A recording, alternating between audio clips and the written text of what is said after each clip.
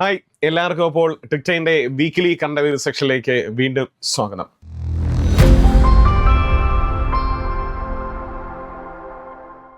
അപ്പോൾ നമ്മൾ ഈ ജൂൺ മാസം രണ്ട് പ്രധാനപ്പെട്ട വീക്കിലി കറണ്ട് അഫെയർ ആയിരുന്നു നമ്മൾ യൂട്യൂബിൽ പോയിക്കൊണ്ടിരിക്കുന്നത്. നമ്മൾ ആ മൂന്നാമത്തെ ക്ലാസ്സിലേക്ക് നമ്മൾ പ്രവേശിക്കുന്നു. നമ്മുടെ ചോദ്യത്തിലൂടെ എന്ത് ചെയ്യാം അല്ലെ പ്രവേശിക്കാം. നമ്മുടെ ആദ്യ ചോദ്യം ഒന്ന് നോക്കിക്കോളൂ. 2026 ജൂണിൽ അവതരിപ്പിക്കുന്ന കേരള സർക്കാരിന്റെ ബഡ്ജറ്റ് പ്രമേയം എന്ത് എന്നുള്ളതാണ് അല്ലെ. 2026 ജൂൺ മാസം 19-ാം തീയതി കേരള മുഖ്യമന്ത്രിയായിരിക്കുന്ന അദ്ദേഹം ധനകാര്യ വകുപ്പ് കൈകാര്യം ചെയ്യുന്ന വി ഡി സതീശൻ ബഡ്ജറ്റ് അവതരിപ്പിക്കുകയാണ്. അപ്പോൾ ബഡ്ജറ്റ് അവതരിപ്പിക്കുന്നു. നമ്മുടെ കേരളത്തിന്റെ അടുത്ത ബഡ്ജറ്റ് അടുത്ത വർഷത്തേക്കുള്ള ബഡ്ജറ്റാണ്. അപ്പോൾ 2026 ജൂണിൽ അവതരിപ്പിക്കുന്ന കേരള സർക്കാരിന്റെ ബഡ്ജറ്റിന്റെ പ്രമേയം എന്തെന്ന് ചോദിക്കുകയാണെങ്കിൽ അത് സദ്ഭരണം സഹാനുഭൂതി എന്നുള്ളതാണ്. അപ്പൊ സദ്ഭരണം സഹാനുഭൂതി എന്ന പ്രമേയത്തിലാണ് നമുക്ക് ഇപ്രാവശ്യത്തെ എന്ത് ചെയ്യുന്നത് ബഡ്ജറ്റ് അവതരിപ്പിക്കുന്നു എന്നുള്ളതാണ്. നമുക്ക് ഈ വരുന്ന അടുത്ത ദിവസങ്ങളിൽ നമുക്ക് ബഡ്ജറ്റുമായി ബന്ധപ്പെട്ട പ്രധാനപ്പെട്ട കാര്യങ്ങളെല്ലാം നമുക്ക് ഈ യൂട്യൂബ് സെക്ഷനിൽ എന്ത് ചെയ്യാം ചർച്ച ചെയ്യാവുന്നതാണ്. അപ്പോൾ ധനകാര്യം ആര് കൈകാര്യം ചെയ്യുന്നു? ധനകാര്യം ആര് കൈകാര്യം ചെയ്യുന്നു? അത് നിലവിൽ മുഖ്യമന്ത്രിയായിരിക്കുന്ന വി ഡി സതീശൻ. ഒന്ന് നോക്കി വെച്ചോളുക. ഓക്കെ, മുഖ്യമന്ത്രിയായിരിക്കുന്ന വി ഡി സതീശൻ തന്നെയാണ് ധനകാര്യവും കൈകാര്യം ചെയ്യുന്നു എന്നുള്ളതാണ്. രണ്ടാമത്തെ ചോദ്യം നോക്കാം. ഇതാ നോക്കിയോ. കേരളത്തിലെ ആരോഗ്യ മേഖല നേരിടുന്ന വെല്ലുവിളികളും പ്രതിസന്ധികളും നേരിട്ട് മനസ്സിലാക്കി പരിഹരിക്കുക എന്ന ലക്ഷ്യത്തോടെ ആരോഗ്യ വകുപ്പ് നടത്തുന്ന ജനസമ്പർക്ക പരിപാടി അല്ലെങ്കിൽ ആ ക്യാമ്പയിന് പറയുന്ന പേര് എന്തെന്നുള്ളതാണ്. അപ്പൊ നമുക്കറിയാം, നമ്മൾ ഇപ്പോ ഷിഗില്ല അല്ലെ, ഷിഗില്ല കോഴിക്കോട് ഷിഗില്ല, വയനാട് ഷിഗില്ല റിപ്പോർട്ട് ചെയ്തായിരുന്നു അല്ലെ, കോഴിക്കോട് നിപ്പ റിപ്പോർട്ടൊക്കെ ചെയ്തായിരുന്നു. ഈ വരുന്ന ദിവസങ്ങളിലൊക്കെ എന്തെങ്കിലും ആരോഗ്യപരമായിട്ടുള്ള എന്തെങ്കിലും കാര്യങ്ങളുമായി ബന്ധപ്പെട്ട് ജനങ്ങൾക്കിടയിൽ ഒരു സമ്പർക്ക പരിപാടി നിലവിലെ ആരോഗ്യ വകുപ്പ് കൈകാര്യം ചെയ്യുന്ന മന്ത്രിയായിരിക്കുന്ന ആരാണ്? വി മുരളീധരൻ. അദ്ദേഹത്തിന്റെ നേതൃത്വത്തിൽ എന്ത് ചെയ്യാണ് കേരളത്തിലെ ആരോഗ്യ മേഖല നേരിടുന്ന വെല്ലുവിളികളും പ്രതിസന്ധികളും നേരിട്ട് മനസ്സിലാക്കി പരിഹരിക്കുന്ന ലക്ഷ്യത്തോടെ ആരോഗ്യ വകുപ്പ് നടത്തുന്ന ജനസമ്പർക്ക പരിപാടി ചോദിക്കണമെങ്കിൽ കായകൽപ്പം എന്നാണ് അതിന് നൽകുന്ന പേരെന്താണ്? കായകൽപ്പം എന്നുള്ളതാണ്. കായകൽപ്പം ഏത് വകുപ്പിലാണെന്ന് ചോദിക്കുകയാണെങ്കിൽ ഏത് വകുപ്പുമായി ബന്ധപ്പെട്ടിരിക്കുന്നു? കേരളത്തിലെ ആരോഗ്യ മേഖല ആരോഗ്യ വകുപ്പുമായിട്ട് എന്ത് ചെയ്യാണ് ബന്ധപ്പെടുത്തിയിരിക്കുന്നു. ആ ഒരു പദ്ധതിയൊക്കെ എന്ത് ചെയ്യുന്ന നോക്കി വെച്ചുകൊള്ളുക. അടുത്തൊരു ചോദ്യം നോക്കിക്കേ. കേരളത്തിൽ പുതുതായി സെൻട്രൽ ജയിൽ സ്ഥാപിക്കുവാൻ സർക്കാർ തിരഞ്ഞെടുത്ത സ്ഥലം ഏത് എന്നുള്ളതാണ് അല്ലെ. അങ്ങനെ ക്രിമിനൽ കേസുകൾ വർദ്ധിച്ചതിനെ തുടർന്ന് അല്ലെ, ഇപ്പൊ നമുക്കറിയാം ഓപ്പറേഷൻ തൂഫാൻ അല്ലെ, ലഹരി വസ്തുക്കളെ എന്താ പറയുന്നത് അതിനെതിരെ നമ്മുടെ ആഭ്യന്തര വകുപ്പ് നടത്തിയിരിക്കുന്ന ഒരു പ്രധാനപ്പെട്ട പദ്ധതിയും കൂടിയാണ് ഓപ്പറേഷൻ തൂഫാൻ എന്ന് പറഞ്ഞൊരു പദ്ധതി. ഏകദേശം 2000-ൽ പരം ആൾക്കാരെ പിടിച്ചു എന്നുള്ളതാണ് നിലവിലെ റിപ്പോർട്ട്. 2000-ൽ പരം ആൾക്കാരെ ഇവരൊക്കെ നമുക്കൊരു ജയിലൊക്കെ വേണ്ടി കൊണ്ടിടാനായിട്ട്. അങ്ങനെ കേരളത്തിൽ പുതുതായി സെൻട്രൽ ജയിൽ സ്ഥാപിക്കുവാൻ സർക്കാർ തിരഞ്ഞെടുത്ത സ്ഥലം ഏതെന്ന് ചോദിക്കുകയാണെങ്കിൽ ഏതാണ്? കുണ്ടറ. കുണ്ടറ അറിയാം, ഏത് ജില്ലയിലാണ്? കുണ്ടറ കൊല്ലം ജില്ലയിലാണ് കുണ്ടറ സ്ഥിതി ചെയ്യുന്നു. കേരളത്തിൽ എന്ത് ചെയ്യുന്നു? പുതുതായി സെൻട്രൽ ജയിൽ സ്ഥാപിക്കുവാൻ സർക്കാർ തിരഞ്ഞെടുത്ത സ്ഥലം എന്ന് ചോദിച്ചാൽ ഏതാണ്? കൊല്ലം ജില്ലയിലെ കുണ്ടറയാണ്. അടുത്തൊരു ചോദ്യം ഒരു പുരസ്കാരമാണ്. 22ാമത് പി കേശവദേവ് സാഹിത്യ പുരസ്കാര ജേതാവ് ആര് എന്നുള്ളതാണ്. അപ്പൊ 2026 ജൂണിൽ പ്രഖ്യാപിച്ചിരിക്കുന്ന 22ാമത് പി കേശവദേവ് സാഹിത്യ പുരസ്കാരം ആര് നേടിയിരിക്കുന്നു? സുഭാഷ് ചന്ദ്രനാണ് നേടിയിരിക്കുന്നത്. സമഗ്ര സംഭാവന പുരസ്കാരം കൂടിയാണ്. സമ്മാന തുക എത്രയെന്ന് ചോദിക്കുകയാണെങ്കിൽ 50,000 രൂപയാണ് സമ്മാന തുക. ഒന്ന് നോക്കി വെച്ചോളുക. 22ാമത് പി കേശവദേവ് സാഹിത്യ പുരസ്കാരം ആര് കൊണ്ടുപോയിരിക്കുന്നു? സാഹിത്യകാരനായിരിക്കുന്ന സുഭാഷ് ചന്ദ്രൻ. സമഗ്ര സംഭാവന പുരസ്കാരമാണ്. സമ്മാന തുക എത്രയെന്ന് ചോദിക്കാനല്ല, എത്രയാണ്? 50,000 രൂപയാണ് സമ്മാന തുകയായിട്ട് വന്നിരിക്കുന്നത്. 50,000 രൂപയാണ് സമ്മാന തുക. അടുത്ത ചോദ്യം എന്താ പിടിച്ചോളൂ. RBIയുമായി ബന്ധപ്പെട്ട് ഒരു മീറ്റിംഗ് തിരുവനന്തപുരത്ത് നടക്കുന്നു. അതാണ് റിസർവ് ബാങ്ക് ഓഫ് ഇന്ത്യ അല്ലെങ്കിൽ RBI അല്ലെ. റീലാത്തൻ 2026 ക്യാമ്പയിന്റെ വേദി എവിടെയെന്നാണ്. ഓക്കെ, അപ്പോൾ റീലാത്തൻ 2026 ക്യാമ്പയിന്റെ വേദി എവിടെയെന്ന് ചോദിക്കുകയാണെങ്കിൽ തിരുവനന്തപുരത്താണ് അല്ലെ. തിരുവനന്തപുരത്ത് നമുക്കറിയാം ഇവിടെ ഒരു RBIയുടെ ഓഫീസും കാര്യങ്ങളൊക്കെ ഉണ്ട് എന്നുള്ളതാണ്. അങ്ങനെ 26 അതിന്റെ വേദി റീലാത്തൻ 2026 ക്യാമ്പയിൻ വേദി ചോദിക്കുകയാണെങ്കിൽ അത് തിരുവനന്തപുരത്താണ്. നമുക്കറിയാം നിലവിൽ ആരാണ്? നിലവിൽ RBI ചെയർമാൻ ആരെന്ന് ചോദിച്ചാൽ ആരാ? സഞ്ജയ് മൽഹോത്ര. സഞ്ജയ് മൽഹോത്ര നോക്കി വെച്ചോളുക. നിലവിൽ ആരാണ് RBI ചെയർമാൻ ആരെന്ന് ചോദിച്ചാൽ ആരാണ്? അത് സഞ്ജയ് മൽഹോത്രയാണ്. ഒന്ന് നോക്കി വെച്ചോളുക. സഞ്ജയ് മൽഹോത്ര. നിലവിൽ RBI ഗവർണർ ആരെന്ന് ചോദിച്ചാൽ ആരാണ്? അത് സഞ്ജയ് മൽഹോത്രയാണ്. ഒന്ന് നോക്കി വെച്ചോളുക. ഒരു സംസ്ഥാനവുമായി ബന്ധപ്പെട്ട ഒരു പദ്ധതി കൊണ്ടുവരാൻ പോവുകയാണ് അല്ലെ. ഏതാണ് സംസ്ഥാനം എന്ന് ചോദിക്കുകയാണെങ്കിൽ ഒഡീഷ സംസ്ഥാനമാണ് അല്ലെ. കിൻഡർ ഗാർട്ടൻ മുതൽ ബിരുദാനന്തര തലം വരെ, അതായത് PG വരെ വിദ്യാഭ്യാസം നൽകുന്ന എങ്ങനെ സൗജന്യ വിദ്യാഭ്യാസം നൽകുന്നതിനുള്ള പദ്ധതി നടപ്പിലാക്കുന്ന ഇന്ത്യൻ സംസ്ഥാനം ഏത് എന്നുള്ളതാണ്. നല്ലൊരു ചോദ്യമാണ്, നല്ലൊരു പദ്ധതിയും കൂടിയാണ് അല്ലെ. കിൻഡർ ഗാർട്ടൻ മുതൽ PG തലം വരെ സൗജന്യ വിദ്യാഭ്യാസം നൽകുന്നതിനുള്ള പദ്ധതി നടപ്പിലാക്കുന്ന ഇന്ത്യൻ സംസ്ഥാനം ഏതെന്ന് ചോദിച്ചാൽ ഏതാണ്? ഒഡീഷയാണ് അല്ലെ. ഒഡീഷ സംസ്ഥാനം എന്ത് ചെയ്യുന്നു? കിൻഡർ ഗാർട്ടൻ മുതൽ PG വരെ വിദ്യാഭ്യാസം നൽകുന്നു അല്ലെ, സൗജന്യ വിദ്യാഭ്യാസം ഒരുക്കാൻ പോകുന്നു. ഒഡീഷയുടെ നിലവിലെ നമുക്കറിയാം, നിലവിൽ ഒഡീഷയുടെ മുഖ്യമന്ത്രി ആരെന്ന് ചോദിക്കുകയാണെങ്കിൽ ഹേമന്ത് വിശ്വ ശർമ്മയാണ് അല്ലെ. ഹേമന്ത് വിശ്വ ശർമ്മ വിശ്വശർമ്മ അല്ലെ. ഒഡീഷ മുഖ്യമന്ത്രി ആരെന്ന് ചോദിച്ചാൽ ആരാണ്? ഹേമന്ത് വിശ്വ ശർമ്മയാണ്. അങ്ങനെ നേഴ്സറി മുതൽ PG വരെ എന്ത് ചെയ്യുന്നു? സൗജന്യ വിദ്യാഭ്യാസം എന്താ കൊണ്ടുവരാൻ പോകുന്നു? ഒഡീഷ. അടുത്ത ചോദ്യം എന്താ നോക്കിക്കോ അല്ലെ. നാഷണൽ ടെസ്റ്റിംഗ് ഏജൻസിയുടെ അഭ്യർത്ഥന മാനിച്ച് 2026 ജൂൺ 22 വരെ രാജ്യവ്യാപകമായി കേന്ദ്ര സർക്കാർ താൽക്കാലികമായി നിരോധിച്ച മെസ്സേജിംഗ് ആപ്പ് എന്നാണ് അല്ലെ. നമുക്കറിയാം ഇപ്രാവശ്യത്തെ നീറ്റ് UG എക്സാമിനോടനുബന്ധിച്ച് ക്വസ്റ്റ്യൻ പേപ്പറെല്ലാം എന്ത് ചെയ്യുന്നുണ്ട്? ഈ മെസ്സേജിംഗ് ആപ്പ് വഴി ചോർന്നു പോകുന്നുണ്ട്.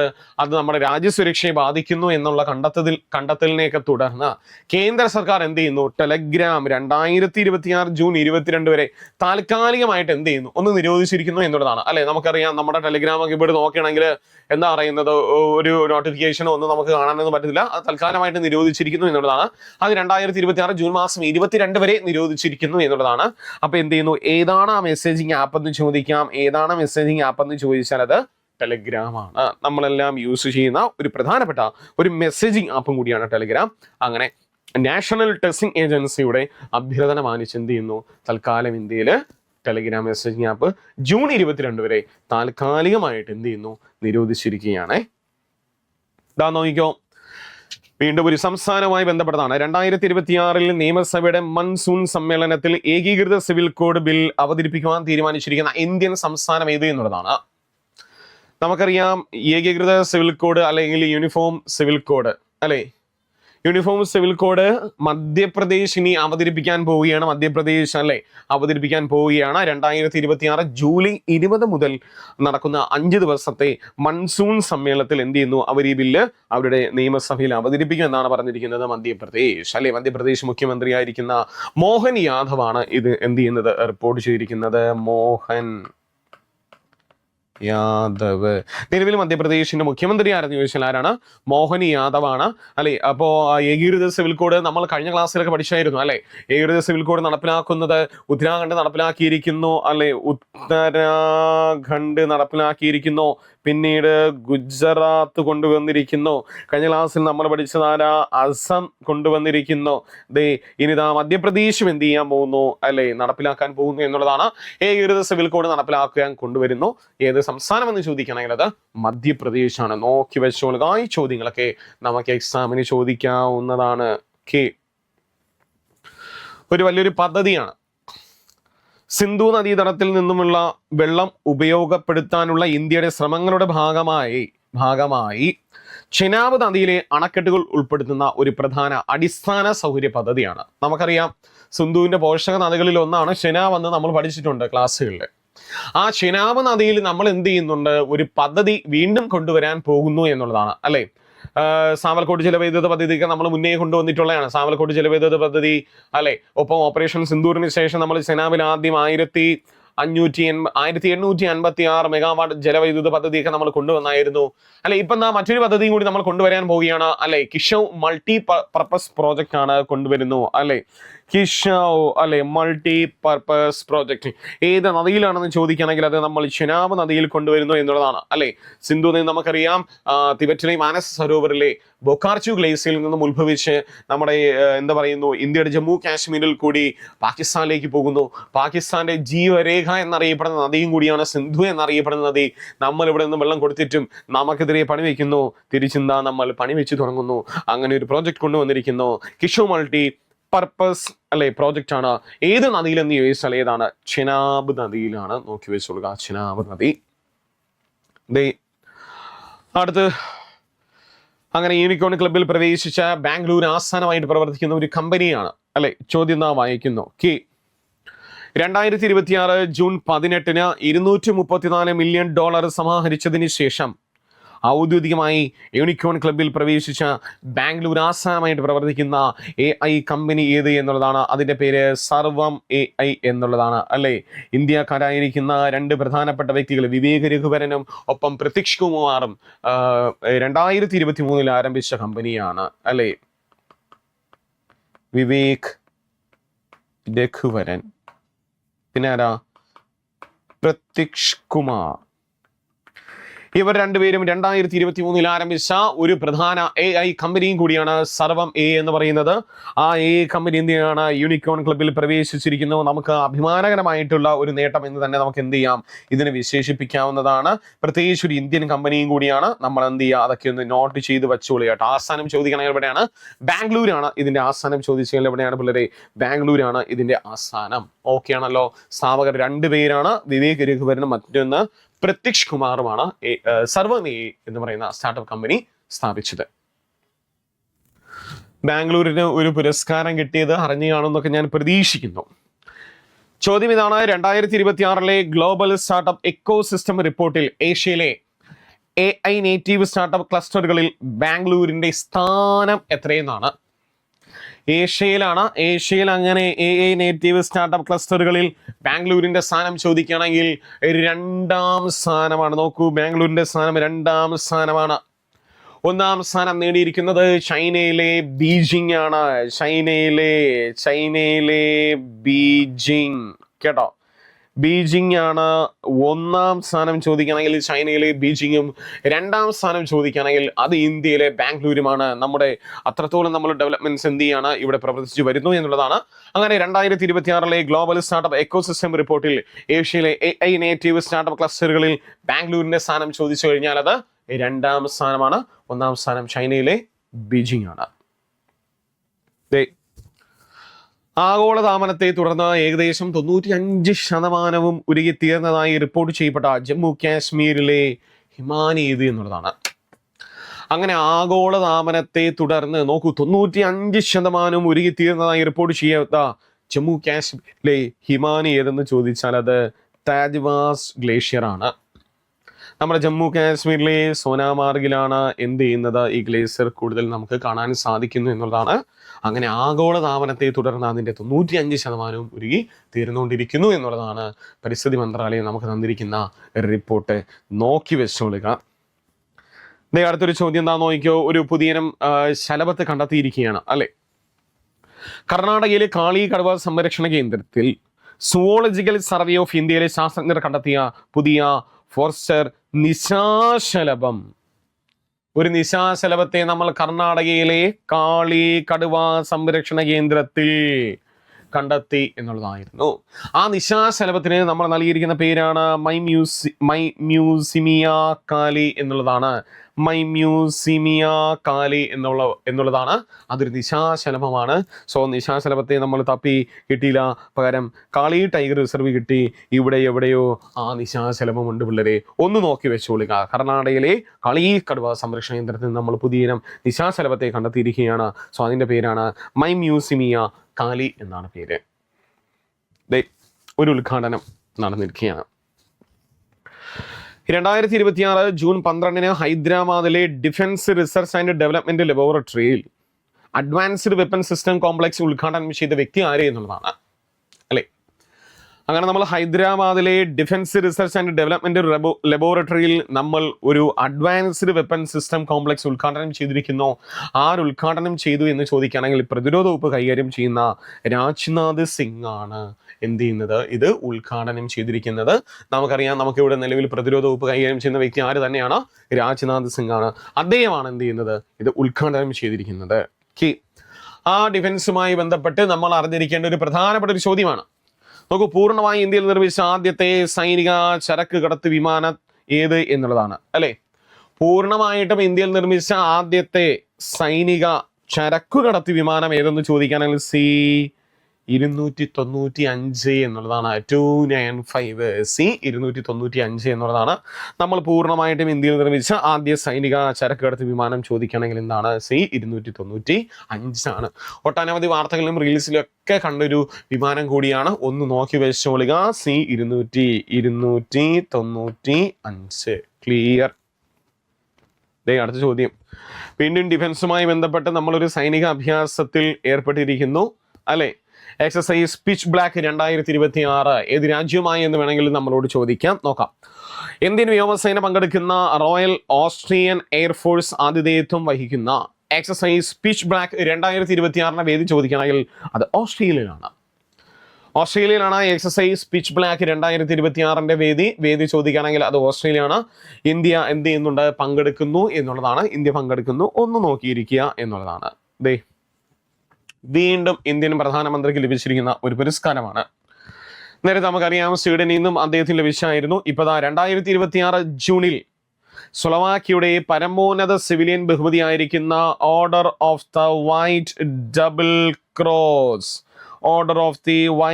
ഡബിൾ ക്രോസ് ലഭിച്ച ഇന്ത്യൻ പ്രധാനമന്ത്രി നരേന്ദ്രമോദിയാണ്. ഇവിടെ ചോദ്യം തിരിച്ചും വരാം. ഇന്ത്യൻ പ്രധാനമന്ത്രി നരേന്ദ്രമോദിക്ക് order of the white double cross നൽകിയത് ഏത് രാജ്യമെന്ന് ചോദിച്ചു കഴിഞ്ഞാൽ അത് സ്ലൊവാക്യയാണ്. അതൊക്കെ ഒന്ന് നോക്കി വെച്ചോളുക.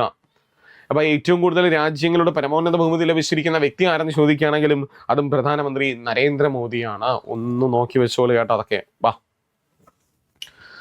ബ്രിട്ടൻ അങ്ങനെ വീണ്ടും ഒരു നല്ലൊരു തീരുമാനം എടുത്തിരിക്കുന്നു എന്നുള്ളതാണ്. 16 വയസ്സിന് താഴെയുള്ള കുട്ടികൾക്ക് സോഷ്യൽ മീഡിയ സേവനങ്ങൾ പൂർണ്ണമായി നിരോധിക്കുവാൻ തീരുമാനിച്ച രാജ്യം ഏത് എന്നാണ്. നേരത്തെ ഓസ്ട്രേലിയ അല്ലെ, അങ്ങനെ 1-2 രാജ്യങ്ങളൊക്കെ അതൊക്കെ നിരോധിച്ചിരുന്നു. ശേഷം 16 വയസ്സിന് താഴെയുള്ള കുട്ടികൾക്ക് സോഷ്യൽ മീഡിയ സേവനങ്ങൾ പൂർണ്ണമായി നിരോധിക്കുവാൻ തീരുമാനിച്ച രാജ്യം ഏതെന്ന് ചോദിച്ചാൽ ഏതാണ്? അത് ബ്രിട്ടനാണ്. ഒന്ന് നോക്കി വെച്ചോളുക. വളരെ നല്ല തീരുമാനങ്ങളാണ് അല്ലെ. കുഞ്ഞു കുട്ടികളൊക്കെ ഇപ്പോഴെല്ലാം നമ്മൾ യാത്ര എവിടെയെങ്കിലൊക്കെ പോകുമ്പോൾ നമുക്ക് കാണാൻ കഴിയും ഫുൾ ടൈം അവര് അല്ലെ നമ്മളെ പോലെ പണ്ടത്തെ ആകാശത്ത് നോക്കി ഫ്ലൈറ്റ് പോകുന്നുണ്ടോ എന്നും അല്ലെങ്കിൽ മാവുകളിൽ മാങ്ങയുണ്ടോ എന്നൊക്കെ എന്നൊന്ന് എറിഞ്ഞ് അതിനെങ്ങനെയെങ്കിലും വീഴ്ത്തുക എന്നുള്ള ലക്ഷ്യത്തിൻ്റെ ഫുള്ള് ഫോണിലാണ് എന്നുള്ളതാണ് വലിയൊരു സത്യം. ഓക്കെ, അങ്ങനെ ബ്രിട്ടനൊക്കെ ഈ ഒരു തീരുമാനം കൊണ്ടുവന്നിരിക്കുന്നു. വളരെ നല്ല തീരുമാനമാണ് ബ്രിട്ടനോട് പറയാനുള്ളത് അല്ലെ. അതും 16 വയസ്സിന് താഴെയുള്ള കുട്ടികൾക്ക് സോഷ്യൽ മീഡിയ സേവനങ്ങൾ പൂർണ്ണമായി നിരോധിക്കാൻ തീരുമാനിച്ച രാജ്യം ഏതെന്ന് ചോദിച്ചാൽ ഏതാണ്? അത് ബ്രിട്ടനാണ്. ബ്രിട്ടൻ. ഒരു പ്രധാനപ്പെട്ട ചോദ്യം. ഇനി വരുന്ന എക്സാമിന് നിങ്ങൾ ക്വസ്റ്റ്യൻ പേപ്പറിൽ കാണുന്ന ഒരു ചോദ്യങ്ങളിൽ ഒന്ന് ഇത് തന്നെയായിരിക്കും. 52ാമത് G7 ഉച്ചകോടിയുടെ വേദി എവിടെയായിരുന്നു എന്നുള്ളതാണ് അല്ലെ. 52ാമത് G7 ഉച്ചകോടി കഴിഞ്ഞായിരുന്നു. നമ്മൾ മുന്നേ ഇതൊന്ന് പറഞ്ഞു പോയതും കൂടിയാണ്. അങ്ങനെ 52ാമത് G7 ഉച്ചകോടിയുടെ വേദി ചോദിക്കുകയാണെങ്കിൽ അത് ഫ്രാൻസിലാണ് അല്ലെ. ഫ്രാൻസിലാണ് വേദി വന്നിരിക്കുന്നത്. ഫ്രാൻസിൽ എവിടെയായിരുന്നു എന്ന് ചോദിക്കുകയാണെങ്കിൽ ഇതാ നോക്കിയോ, ഫ്രാൻസിലെ എവിയാൻ ലെസ് ബെയിൻസിലാണ് പിള്ളേരെ. ഫ്രാൻസിലെ എവിയാൻ ബസ് ലൈൻസിലായിരുന്നു. 2026 വേദി നോക്കൂ. 2026 വേദി ഫ്രാൻസിലായിരുന്നു. അവിടെ നമുക്ക് കാണാൻ സാധിക്കുന്നത് ഇന്ത്യൻ പ്രധാനമന്ത്രി നരേന്ദ്രമോദി നിൽക്കുന്നു. എന്റെ ചോദ്യം, G7 ഇന്ത്യ അംഗത്വമുണ്ടോ ഇല്ലേ എന്നുള്ളതാണ് അല്ലെ. G7 ഇന്ത്യക്ക് അംഗത്വമുണ്ടോ എന്ന് ചോദിക്കുകയാണെങ്കിൽ G7 ഇന്ത്യക്ക് അംഗത്വം ഇല്ല. എന്നാൽ ഇന്ത്യ ക്ഷണിക്കപ്പെടുന്ന രാജ്യങ്ങളിൽ ഇന്ത്യ ഉണ്ട് എന്നുള്ളതാണ്. ഇന്ത്യ ക്ഷണിക്കപ്പെട്ട രാജ്യമായിരുന്നു. G7 ഉച്ചകോടിയിൽ ക്ഷണിക്കപ്പെട്ട രാജ്യമായിരുന്നു ഇന്ത്യ. പക്ഷേ ഇപ്രാവശ്യത്തെ G7 ഉച്ചകോടിയിൽ മറ്റൊരു പ്രധാനപ്പെട്ട ഒരു കാര്യം നടന്നായിരുന്നു. നമ്മൾ അറിഞ്ഞിട്ടുണ്ടായിരിക്കും. അമേരിക്കൻ പ്രസിഡന്റ് ആയിരിക്കുന്ന ഡൊണാൾഡ് ട്രംപ് അല്ലെ, ഇറാൻ അമേരിക്ക യുദ്ധം അവസാനിപ്പിച്ചുകൊണ്ട് താൽക്കാലിക സമാധാന കരാറിൽ അദ്ദേഹം ഒപ്പുവെച്ചു. അത് ഫ്രാൻസിലാണ്. അതൊന്ന് നോക്കണ്ടേ? നമ്മളോട് ചോദിക്കും, ശ്രദ്ധിച്ചിരുന്നോ? ഫ്രാൻസിലെ എവിയൻ ലെസ് ബെയിൻസിൽ നടന്ന 2026 G7 ഉച്ചകോടിയിൽ പങ്കെടുക്കുന്നതിനിടെയാണ് പ്രസിഡന്റ് ഡൊണാൾഡ് ട്രംപ് നിർണായകമായ ഹോർമുസ് കടലിടുക്ക് വീണ്ടും തുറക്കുന്നതിനുള്ള കരാറിൽ ഔദ്യോഗികമായിട്ട് അദ്ദേഹം ഒപ്പുവെക്കുന്നത്. G7 ഉച്ചകോടിയുടെ ഭാഗമായിട്ട് എവിടെ വെച്ച് അദ്ദേഹം ഒപ്പുവെച്ചു എന്ന് ചോദിക്കുകയാണെങ്കിൽ അത് ഫ്രാൻസിലാണ് അദ്ദേഹം ഒപ്പുവെക്കുന്നത്. ഓക്കെ, ആ ഒരു കൊട്ടാരം നമ്മൾ ഒട്ടനവധി പേർ ഒരുപക്ഷെ റീൽസിലും കാര്യങ്ങളൊക്കെ കണ്ടു കാണും. കൊട്ടാരം ഫ്രാൻസിലെ വേഴ്സായി കൊട്ടാരത്തിൽ വെച്ചാണ് അദ്ദേഹം എന്ത് ചെയ്യുന്നത്? ഒപ്പിട്ടു എന്നുള്ളതാണ്. ഫ്രാൻസിലെ വേഴ്സായി കൊട്ടാരത്തിൽ വെച്ച് അദ്ദേഹം ഇത് ഒപ്പിടുന്നു എന്നുള്ളതാണ്. ചോദിക്കും അല്ലെ. പറയുന്നതിന് ശേഷം 2026 ജൂൺ മാസം 19-ാം തീയതി അവർ ജനീവയിൽ അമേരിക്കൻ പ്രസിഡന്റ് പോകുന്നൊക്കെ ആയിരുന്നു റിപ്പോർട്ട് കൊടുത്തിരുന്നത്. അവിടെ വെച്ച് ഔദ്യോഗികമായിട്ട് പക്ഷെ അദ്ദേഹം പോയില്ല. പിന്നെ എന്താ പറയാനായിട്ട്, പാകിസ്ഥാന്റെയും ഖത്തറിന്റെയും മധ്യസ്ഥതയിലാണ് എന്ത് ചെയ്യുന്നത്? ഇത് ഒപ്പുവെക്കുന്നു എന്നുള്ളതൊക്കെ ഒരു റിപ്പോർട്ട് നിലനിൽക്കുന്നുള്ളതാണ്. ഇതിന് മധ്യസ്ഥത വഹിച്ച 2 പ്രധാനപ്പെട്ട രാജ്യങ്ങൾ അത് ഖത്തറും പാകിസ്ഥാനും എന്നാണ് പറഞ്ഞിരിക്കുന്നത്. എന്തായിരുന്നാലും വരും ദിവസങ്ങളിൽ നമുക്ക് അതിനെ പറ്റി കൂടുതൽ ചർച്ച ചെയ്യാവുന്നതാണ്. ഇനി നമ്മൾ അറിഞ്ഞിരിക്കേണ്ട മറ്റ് പ്രധാനപ്പെട്ട ഒരു കാര്യം, ഇങ്ങനെ ഒരു കാര്യം ഒപ്പിട്ടല്ലോ, അപ്പൊ സ്വാഭാവികമായിട്ടും ഇറാൻ എന്ത് ചെയ്യുന്നു? ഹോർമുസ് കടലിടുക്ക് തുറന്നു കൊടുക്കുന്നു അല്ലെ. 2026 ഫെബ്രുവരി മാസം 28 ഇറാന്റെ പരമോന്നത നേതാവായിരിക്കുന്ന ആയത്തുള്ള അലി ഖമേനിയെ വധിച്ചതിനെ തുടർന്ന് അവർ ഈ ഹോർമുസ് കടലിടുക്ക് പൂർണ്ണമായിട്ടും അടയ്ക്കുന്നു എന്നൊരു സ്റ്റേറ്റ്മെന്റ് ഒക്കെ വന്ന് അങ്ങനെ പൂർണ്ണമായിട്ടും അടച്ചു ശേഷം തുറന്നു കൊടുക്കുന്നു. തുറന്നു കൊടുത്തതിന് ശേഷം അതുവഴി പോയത് ആദ്യം പോയ കപ്പൽ അത് ഇന്ത്യയുടെ കപ്പലാണ് എന്നുള്ളതാണ് അല്ലെ. 1000 കപ്പലുകൾ അതുവഴി കടന്നു പോകട്ടെ എന്നുള്ളതായിരുന്നു എന്ത് പറയുന്ന ട്രംപ് പറയുന്നത്, എണ്ണകൾ ഒഴുകട്ടെ എന്നുള്ളതായിരുന്നു ട്രംപ് പറഞ്ഞിരിക്കുന്നു. പക്ഷേ അതുവഴി ആദ്യമായിട്ട് ഒരു കപ്പൽ പോയിട്ടുണ്ട്. ആ കപ്പൽ ഒരു ഇന്ത്യൻ കപ്പലാണ്. അതിന്റെ പേര് ദിശ എന്നുള്ളതാണ്. കപ്പലിന്റെ പേര് ദിശ. ആ ദിശ വഴി പോയ ആദ്യ കപ്പലെന്ന് ചോദിച്ചു കഴിഞ്ഞാൽ ദിശ എന്നുള്ളതാണ്. നോക്കൂ, സമാധാന കരാർ പ്രഖ്യാപനത്തിന് ശേഷം ഹോർമുസ് കടലിടുക്ക് കടക്കുന്ന കപ്പൽ ഇന്ത്യൻ കപ്പൽ ഏത് എന്നുള്ള കിടക്കുന്ന കപ്പൽ ഇന്ത്യൻ കപ്പൽ ഏത് എന്നുള്ളതാണ് ചോദ്യം. നല്ലൊരു ചോദ്യമാണ്, നോക്കി വെച്ചോളുക. അത് കിടക്കുന്ന ഇന്ത്യൻ കപ്പൽ ഏതെന്ന് ചോദിക്കണമെങ്കിൽ അത് ദിശയാണ്. ഖത്തറിൽ നിന്നും ഗുജറാത്തിലേക്ക് പോകുന്നതാണ് ആ കപ്പൽ. ഖത്തറിലെ റാസ് ലാഫാനിൽ നിന്നും പുറപ്പെട്ട കപ്പൽ ഗുജറാത്തിലെ ദഹേജ് തുറമുഖത്ത് എത്തുന്നു എന്നുള്ളതാണ്. എങ്ങോട്ട് പോയി എന്ന് വേണമെങ്കിലും PS നമ്മളോട് ചോദിക്കാം. അത് നമ്മൾ പഠിച്ചെഴുതണം എന്നുള്ളതാണ്. ക്ലിയർ ആണ്. നല്ലൊരു ചോദ്യമാണ്. ഈ സ്ലൈഡിൽ കാണുന്നതിൽ ഏറ്റവും നല്ലൊരു ചോദ്യമാണ് ഇത്. ഒന്ന് നോക്കി വെച്ചോളുക. ഒരു മാർക്ക് നമുക്ക് കിട്ടേണ്ടതാണ്. അടുത്ത ചോദ്യം ഒരു മീറ്റിംഗ് ആണ്. 2026 തായ്ലാൻഡ് ഇന്ത്യ പ്രതിരോധ ഉച്ചകോടിക്ക് വേദി അത് തായ്ലാൻഡിലെ ബാങ്കോക്ക് ആണ്. 2026 തായ്ലാൻഡ് ഇന്ത്യ പ്രതിരോധ ഉച്ചകോടിക്ക് വേദി എവിടെയെന്ന് ചോദിച്ചാൽ എവിടെയാണ്? തായ്ലാൻഡിലെ ബാങ്കോക്ക് ആണ് വേദിയായിരിക്കുന്നു. ഇനി മറ്റൊരു കരാർ ഔദ്യോഗികമായിട്ട് നിലവിൽ വന്നത് എന്നുള്ളതാണ് ചോദ്യം. ആ ക്വസ്റ്റ്യൻ ഒന്ന് വായിച്ചേ. 2025 ജൂലൈ 24 ഒപ്പുവെച്ച ഇന്ത്യ UK സ്വതന്ത്ര വ്യാപാര കരാർ ഔദ്യോഗികമായി പ്രാബല്യത്തിൽ വരുന്നത് എന്നുള്ളതാണ്. ഈ കരാർ നമ്മൾ 2025 ജൂലൈ മാസം 24 ഒപ്പുവെച്ചു. കരാർ ഒപ്പുവെച്ചു. അതിന് ഔദ്യോഗികമായിട്ട് പ്രാബല്യത്തിൽ വരുന്നത് എന്നു ചോദിച്ചാൽ അത് 2026 ജൂലൈ മാസം 15 നോക്കി വെച്ചോളുക. അത് 2026 ജൂലൈ മാസം 15 മുതൽ അത് ഔദ്യോഗികമായി പ്രാബല്യത്തിൽ വന്ന് തുടങ്ങും. ഏതൊക്കെ രാജ്യങ്ങളാണ്? ഇന്ത്യയും UKയും ഇന്ത്യയും ബ്രിട്ടനും തമ്മിൽ ഒപ്പുവെച്ച കരാറാണ്. എന്ന് കരാർ ഒപ്പുവെച്ചു? 2025 ജൂലൈ മാസം 24 അവരത് ഒപ്പുവെച്ചിരിക്കുന്നത്. അടുത്തിടെ ന്യൂ ഡെവലപ്മെന്റ് ബാങ്കിൽ അംഗമായ രാജ്യം ഏത് എന്നുള്ളതാണ്. 2026 ജൂണില് ന്യൂ ഡെവലപ്മെന്റ് ബാങ്കിൽ അംഗമായ രാജ്യം ചോദിക്കുകയാണെങ്കിൽ ഉസ്ബെക്കിസ്ഥാനാണ്. ന്യൂ ഡെവലപ്മെന്റ് ബാങ്കിൽ അംഗമാകുന്ന എത്രാമത്തെ രാജ്യമാണെന്ന് ചോദിക്കുകയാണെങ്കിൽ 10ാമത്തേതാണ് പിള്ളേരെ. നോക്കി വെച്ചോളുക. 10ാമത്തെ രാജ്യം കൂടിയാണ് ഉസ്ബെക്കിസ്ഥാൻ എന്നുള്ളതാണ്. അടുത്തിടെ ന്യൂ ഡെവലപ്മെന്റ് ബാങ്കിൽ അംഗമായ രാജ്യം ചോദിക്കുകയാണെങ്കിൽ ഏതാണ്? ഉസ്ബെക്കിസ്ഥാൻ. ഇപ്രാവശ്യം ഈ ആഴ്ചയിൽ എലോൺ മസ്കിനെ പറ്റിയും മസ്കേട്ടന്റെ സ്പേസ് എക്സ് കമ്പനിയെ പറ്റിയും നമ്മൾ അറിഞ്ഞിരിക്കണം എന്നുള്ളതാണ്. നോക്കൂ, സ്പേസ് എക്സ് IPO ലിസ്റ്റ് ചെയ്തതിലൂടെ ലോകത്തിലെ ആദ്യ ട്രില്യണറായ വ്യക്തി ആര് എന്നുള്ളതാണ്. ലോകത്തിലെ ആദ്യ ട്രില്യണറായ വ്യക്തി ആര് എന്നുള്ളതാണ്. നോക്കൂ, എലോൺ മസ്ക് അല്ലെ. എടാ, ലോകത്തിലെ ആദ്യം മില്യണർ അല്ല, ലോകത്തിലെ ആദ്യത്തെ തന്നെ ട്രില്യണർ ആയിരിക്കുന്ന വ്യക്തിയാണ് പിള്ളേരെ എലോൺ മസ്ക്. മസ്കേട്ടൻ ഈ പൈസയൊക്കെ എന്ത് ചെയ്യുമെന്തോ അല്ലെ. മസ്കേട്ടന്റെ പ്രധാനപ്പെട്ട ഒരു കമ്പനിയും കൂടിയാണ് സ്പേസ് എക്സ് എന്ന് പറഞ്ഞൊരു കമ്പനി അല്ലെ. സ്പേസ് എക്സ് അല്ലെ ലോകത്തിലെ ഏറ്റവും മൂല്യവത്തായ 5ാമത്തെ കമ്പനി എന്ന സ്ഥാനം സ്വന്തമാക്കിയിരിക്കുന്നത് സ്പേസ് എക്സ് ആണ്. സ്ഥാപകൻ ആരെന്ന് ചോദിച്ചാൽ എലോൺ മസ്ക് ആണ്. സ്ഥാപകൻ ആരെന്ന് ചോദിച്ചാൽ ആരാണ്? എലോൺ മസ്ക് ആണ് സ്ഥാപകൻ. ദേ പോകുന്നു അടുത്തൊരു പ്രധാനപ്പെട്ട ചോദ്യം. ആ ക്വസ്റ്റ്യൻ വായിച്ച institute four economics and piece പുറത്തുവിട്ട 2026 ആഗോള സമാധാന സൂചികയിൽ അല്ലെങ്കിൽ ഗ്ലോബൽ പീസ് ഇൻഡെക്സിൽ ഇന്ത്യയുടെ സ്ഥാനം എത്ര എന്നുള്ളതാണ് ചോദ്യം. 2026 ആഗോള സമാധാന സൂചിക ഡിഗ്രി ലെവൽ എക്സാമിനൊക്കെ നമ്മളൊന്ന് നോക്കിയിരിക്കേണ്ടതാണ്. 2026 ആഗോള സമാധാന സൂചികയിൽ ഇന്ത്യയുടെ സ്ഥാനം ചോദിക്കുകയാണെങ്കിൽ 127ാം സ്ഥാനമാണ്. 1ാം സ്ഥാനം വീണ്ടും അല്ലെ ഐസ്ലാൻഡ് കൊണ്ടുപോയി പിള്ളേരെ. 1ാം സ്ഥാനം ഏത് രാജ്യമെന്ന് ചോദിച്ചാൽ അത് ഐസ്ലാൻഡ് ആണ് 1ാം സ്ഥാനം.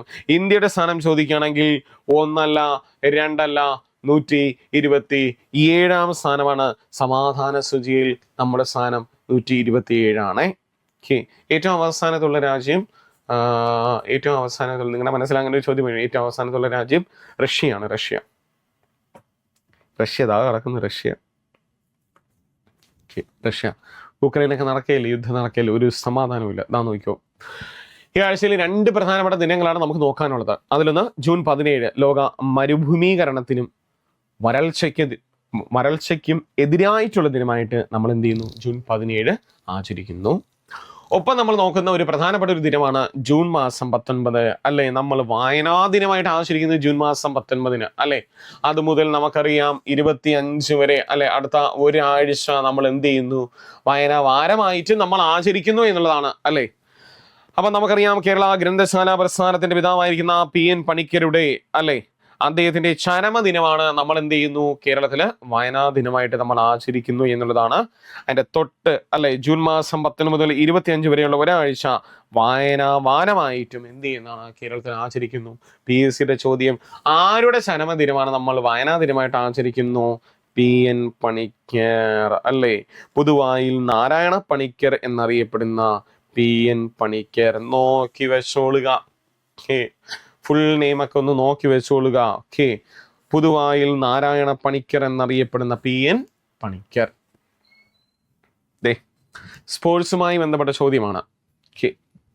ഇന്റർനാഷണൽ ഫെസ്റ്റിവൽ ഓഫ് സാൻഡ് കൾച്ചറിൽ ഗ്രാൻഡ് സാൻഡ് മാസ്റ്റർ കപ്പ് നേടിയ ആദ്യ ഇന്ത്യക്കാരനാണ്. ഓക്കെ, അങ്ങനെ ഇന്റർനാഷണൽ ഫെസ്റ്റിവൽ ഓഫ് സാൻഡ് സ്കൾച്ചറിൽ ഗ്രാൻഡ് മാസ്റ്റർ കപ്പ് നേടിയിരിക്കുന്ന ആദ്യ ഇന്ത്യക്കാരൻ ആരെന്ന് ചോദിക്കുകയാണെങ്കിൽ അത് സുദർശൻ പട്നായിക് ആണ്. ഓക്കെ, സാൻസ് കൾച്ചർ നമ്മൾ കണ്ടിട്ടുണ്ടായിരിക്കും. അദ്ദേഹത്തിന്റെ, അല്ലെ, പ്രധാനപ്പെട്ട ഒരു കൾച്ചറിൽ ഒന്നാണ്, അല്ലെ? അദ്ദേഹം അത് മണ്ണൊക്കെ കൊണ്ട് അടിപൊളിയായിട്ട് പുള്ളി ചെയ്തിരിക്കുന്നു എന്നുള്ളതാണ്. ഇനി ഇന്റർനാഷണൽ ഫെസ്റ്റിവൽ ഓഫ് സാൻസ് കൾച്ചറിന്റെ വേദി എവിടെയെന്ന് ചോദിക്കുകയാണെങ്കിൽ അത് റഷ്യയിലായിരുന്നു കേട്ടോ. വേദി എവിടെയെന്ന് ചോദിക്കുന്നത് എവിടെയാണ്? റഷ്യയിലാണ് വേദി ആയിരിക്കുന്നത്. എവിടെയെന്ന് ചോദിക്കുന്നത് എവിടെയാണ്? റഷ്യയിലായിരുന്നു വേദി. സ്പോർട്സുമായി ബന്ധപ്പെട്ട് നമുക്കറിയാം ഇപ്രാവശ്യം ഫുട്ബോൾ ലോകകപ്പ് നമ്മൾ കഴിഞ്ഞ പ്രാവശ്യവും പറഞ്ഞു, ഇപ്രാവശ്യം നാം എല്ലാം സ്റ്റാർട്ട് ചെയ്തിരിക്കുന്നു, അല്ലേ? ഫുട്ബോൾ ലോകകപ്പിൽ നമ്മൾ ഒരു പക്ഷേ കളിയൊക്കെ കാണണമെങ്കിൽ നമ്മൾ ഏതെങ്കിലും ഒരു ടീമിൻ്റെ കൂടെയൊക്കെ ഇരുന്ന് നമ്മൾ ഫുള്ള് കളി കാണലും കാര്യങ്ങളൊക്കെ ആയിരിക്കും, അല്ലെ? മെസ്സി അസർബൈജാനെതിരെ 3 ഗോളുകൾ നേടിയിരിക്കുന്നു, അല്ലെ? ഇതിപ്പോ കാനഡ, അല്ലെ, 4, 5, 6 ഗോളുകൾക്ക് കാനഡ, അല്ലെ, 6-0 വേറൊരു രാജ്യത്തിനെ, ഖത്തറിനെയൊക്കെ തോപ്പിച്ചിരിക്കുന്നു. ജർമ്മനി കൂടുതൽ വീണ്ടും ജർമ്മനിയുടെ തേരോട്ടം തുടങ്ങിയിരിക്കുന്നു, അല്ലെ? പോർച്ചുഗൽ നമ്മളെ വളരെ നിരാശയോടെ വീണ്ടും, അല്ലെ, കളിക്കളത്തിൽ കാണാൻ സാധിച്ചു എന്നുള്ളതാണ്. നോക്കിക്കോ, ഫിഫ ലോകകപ്പിനുള്ള ഔദ്യോഗിക ഗാനം ചിട്ടപ്പെടുത്തിയ ആദ്യ ഇന്ത്യൻ കൊറിയോഗ്രാഫറായ മലയാളി വംശജൻ, ഒരു മലയാളി വംശജൻ ഫിഫയുടെ ഇപ്രാവശ്യത്തെ ലോകകപ്പിൽ ഔദ്യോഗിക ഗാനം ചിട്ടപ്പെടുത്തി. മലയാളി വംശജൻ, അദ്ദേഹത്തിന്റെ പേര് രജിത് ദേവ് എന്നുള്ളതാണ്. രജിത് ദേവ്, പാലക്കാട് ഷൊർണൂർ സ്വദേശി എന്നാണ് കാണുന്നത്. രജിത് ദേവ് ലോകകപ്പിന്റെ ഔദ്യോഗിക ആൽബത്തിലെ 18 ഗാനങ്ങളിൽ ഒന്നായ സിർ സിർ എന്ന ഗാനത്തിന്റെ കൊറിയോഗ്രഫിയാണ് രജിത് നിർവഹിച്ചിരിക്കുന്നത്. കൊറിയോഗ്രഫി, ഡ്രസ്സിംഗ് മോഡൽ അതാണ്. എന്തായിരുന്നാലും നമുക്ക് അഭിമാനിക്കാം, ഒരു ഇന്ത്യക്കാരൻ, ഒരു എന്താ പറയുന്നത്, മലയാളി വംശജൻ. അദ്ദേഹം ലോകകപ്പിന്റെ ഒരു ആൽബത്തിലെ 18 ഗാനങ്ങളിൽ ഒന്നായിരിക്കുന്ന സിർ സിർ എന്ന ആൽബത്തിന് അദ്ദേഹം കൊറിയോഗ്രഫി നിർവഹിച്ചു. അദ്ദേഹത്തിന്റെ പേര് ചോദിക്കുകയാണെങ്കിൽ രജിത് ദേവ് എന്നുള്ളതാണ്. ഒന്ന് നോക്കി വെച്ചോളുക. ഇനി ഈ ഫിഫയുമായി ബന്ധപ്പെട്ട് നമുക്ക് 1-2 കാര്യങ്ങൾ നോക്കണം. ഓക്കെ, നമ്മൾ കഴിഞ്ഞ ക്ലാസ്സിൽ ചർച്ച ചെയ്താണ് 2026 ഫിഫ ലോക ഉദ്ഘാടന മത്സരം മെക്സിക്കോയും ദക്ഷിണാഫ്രിക്കയും തമ്മിലായിരിക്കുമെന്ന് നമ്മൾ പറഞ്ഞായിരുന്നു. ആ ഉദ്ഘാടന മത്സരത്തിൽ ആദ്യ ഗോൾ നേടിയിരിക്കുന്നത് ജൂലിയൻ കിനോനെസ് ആണ്. മെക്സിക്കൻ താരമായിരിക്കുന്ന ജൂലിയൻ കിനോനെസ് ആണ് ആദ്യ ഗോൾ നേടിയിരിക്കുന്നു. അപ്പോൾ 2026 ഫിഫ ലോകകപ്പിന്റെ ആദ്യ ഉദ്ഘാടന മത്സര വേദി ചോദിക്കുകയാണെങ്കിൽ അത് മെക്സിക്കോയിലെ എസ്റ്റാഡിയോ ആസ്റ്റക്കയിലായിരുന്നു. മെക്സിക്കോയിലെ എസ്റ്റാഡിയോ ആസ്റ്റക്ക. ഫൈനലിന്റെ വേദി ചോദിക്കുകയാണെങ്കിൽ അമേരിക്കയിലാണ്. ഫൈനലിന്റെ വേദി ചോദിക്കുകയാണെങ്കിൽ അമേരിക്കയിലെ ന്യൂ ജേഴ്സിയിലെ ഈസ്റ്റ് റദർഫോർഡ് മെറ്റ്ലൈഫ് എന്ന് പറയുന്ന ഒരു സ്റ്റേഡിയത്തിലാണ് ഫൈനലിന്റെ വേദി. ഇപ്പോൾ വേദിയേക്കാൾ നമുക്ക് കൂടുതൽ നമ്മൾ അറിഞ്ഞിരിക്കേണ്ടത് ഉദ്ഘാടന മത്സരം നടന്ന രാജ്യം ചോദിച്ചു കഴിഞ്ഞാൽ നമ്മൾ എഴുതണം അത് മെക്സിക്കോ. ഫൈനൽ എവിടെ നടന്നു എന്ന് ചോദിച്ചാൽ അത് അമേരിക്ക. കാരണം 3 രാജ്യങ്ങളിലാണ് ഇപ്രാവശ്യം ഫുട്ബോൾ ലോകകപ്പ് നടക്കുന്നത്: Mexico, Canada, America. Finally USA, ആദ്യ മത്സരം നടന്നത് മെക്സിക്കോയിലാണ്. ഇനി ഇപ്രാവശ്യത്തെ ഫുട്ബോൾ വകുപ്പിൽ നമുക്ക് പ്രധാനമായിട്ടും അതിൻ്റെ ലോഗോ അല്ലെങ്കിൽ അതിൻ്റെ ഒരു ഭാഗ്യചിഹ്നം ഒന്ന് നോക്കണ്ടേ അല്ലേ? 3 രാജ്യങ്ങൾ നടക്കുന്നുണ്ട്, 3 പ്രധാന ഭാഗ്യചിഹ്നങ്ങൾ കൂടിയാണ് ഇതിനകത്തുള്ളത്. 2026 നടക്കുന്ന ഫിഫ ലോകകപ്പിന്റെ ഔദ്യോഗിക ഭാഗ്യചിഹ്നങ്ങൾ പ്രധാനമായിട്ടും 3. അതിലൊന്ന് മേപ്പിൾ അറിയാം നമുക്ക്, കാനഡയുടെ ഔദ്യോഗിക പതാകയിൽ ഉൾപ്പെടുത്തിയിരിക്കുന്ന ഇലയും കൂടിയാണ് മേപ്പിൾ അല്ലേ? അതിന് നമ്മൾ അല്ലെങ്കിൽ മൂസ് കാനഡ എന്ന് നമുക്ക് പറയാം. മൂസ് കാനഡ കീ കാണുന്നതാണ് മൂസ് കാനഡ. കീ മനുഷ്യരൂപത്തിലുള്ള കനേഡിയൻ മൂസായ മേപ്പിൾ അല്ലെ ചുവപ്പ് നിറത്തിൽ പ്രത്യക്ഷപ്പെടുന്നു എന്നുള്ളതാണ്.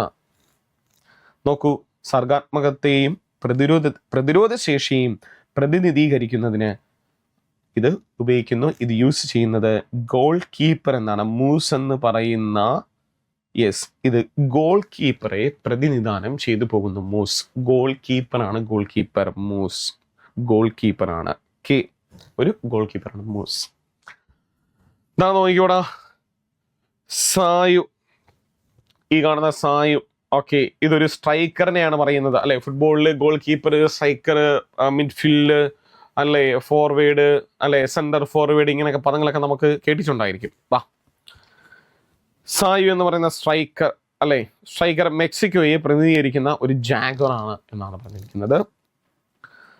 ഐക്യം, ശക്തി, സന്തോഷം എന്നിവയാണ് ഇതിൻ്റെ സവിശേഷതകൾ.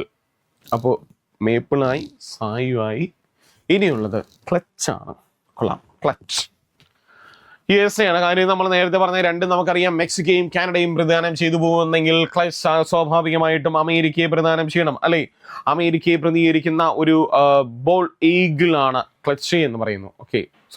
ബാൾഡ് ഈഗിൾ ആണ് ക്ലച്ച് എന്ന് പറഞ്ഞിരിക്കുന്നു. ഇത് ഊർജ്ജസ്വലവും ധൈര്യശാലിയുമായിരിക്കുന്ന ഒരു പക്ഷി എന്ന നിലയിൽ ടീമിനെ വിജയത്തിലേക്ക് നയിക്കുന്നതിൽ പ്രധാന പങ്ക് വഹിക്കുന്ന ഒരു കഥാപാത്രമായിട്ടാണ് ഇവർ എന്ത് ചെയ്യുന്നു, നൽകിയിരിക്കുന്നു. അപ്പൊ ക്ലച്ച് എന്ന് പറയുന്നത് ഒരു ബാൾഡ് ഈഗിൾ ആണ്. ക്ലച്ച് എന്ന് പറയുന്നത് അത് ടീമിനെ എന്താ പറയുന്നത്, ഊർജം നൽകി വിജയത്തിലേക്ക് നയിക്കുന്നതിനുള്ള ഒരു പ്രധാന പങ്ക് വഹിക്കുന്ന ഒരു ടീമായിട്ടാണ് അമേരിക്ക ഉൾപ്പെടുത്തിയിരിക്കുന്നു. 3 പ്രധാനപ്പെട്ട ഭാഗ്യചിഹ്നങ്ങളാണ്.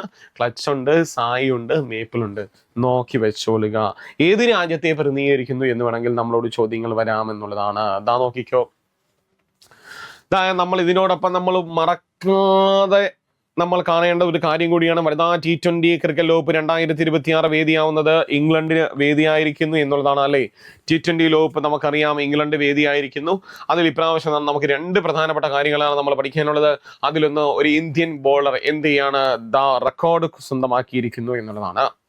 അന്താരാഷ്ട്ര വനിതാ ക്രിക്കറ്റിൽ ഇന്ത്യക്കായി ഏറ്റവും കൂടുതൽ വിക്കറ്റുകൾ നേടുന്ന താരമെന്ന നേട്ടം സ്വന്തമാക്കിയ ഇന്ത്യൻ ക്രിക്കറ്റ് താരം ആര് എന്നുള്ളതാണ്. നേട്ടം സ്വന്തമാക്കിയ ഇന്ത്യൻ ക്രിക്കറ്റ് താരം. അന്താരാഷ്ട്ര വനിതാ ക്രിക്കറ്റിൽ ഇന്ത്യക്കായി ഏറ്റവും കൂടുതൽ വിക്കറ്റ് നേടുന്ന താരമെന്ന നേട്ടം സ്വന്തമാക്കിയ